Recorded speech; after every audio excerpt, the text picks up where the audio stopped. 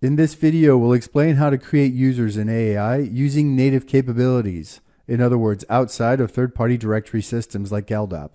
You're creating basic users. User IDs are required to perform actions in the web interface. A user can have one of two roles, user or admin. The admin role opens up all necessary privileges, creating users and business areas, while the regular role is passive only. The default access restriction features are very limited. They boil down to admin versus non-admin. If you're looking to implement a system of permissions and privileges on feature function sets, you'll need to deploy a dedicated platform such as Broadcom's EEM, which we cover elsewhere.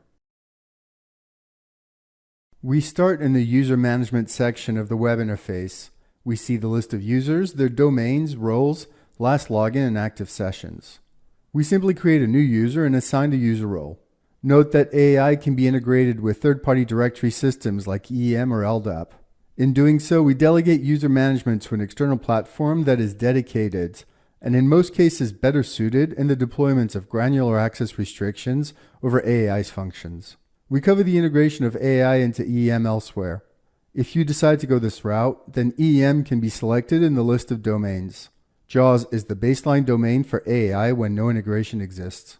The JAWS domain provides two basic levels of permissions, admin and non-admin. The admin user role gives you access to everything, while non-admin only allows access to functional aspects of AAI, like job stream management and supervision. For every user in the solution, you can see active sessions, in other words, the users currently connected to the system. We can show how to create a domain, although until you've deployed LDAP or EEM, there isn't much point.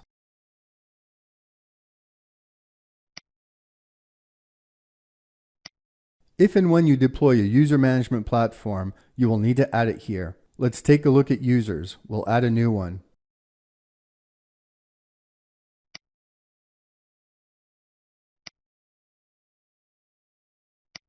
This is easy. You create the user, add the domain, role, and password, which has requirements with regards to characters. We add a regular user, one that doesn't have admin privileges.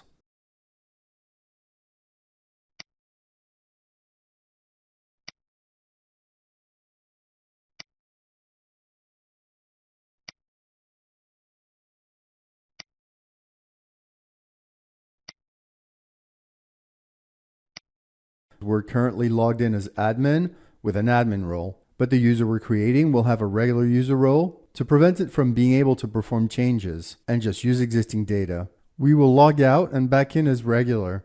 We'll show how business areas are no longer accessible.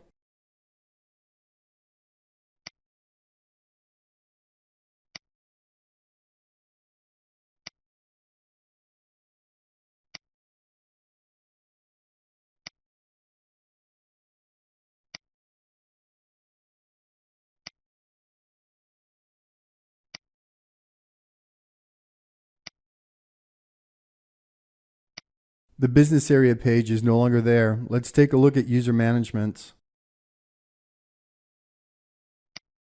We're no longer able to define or edit users.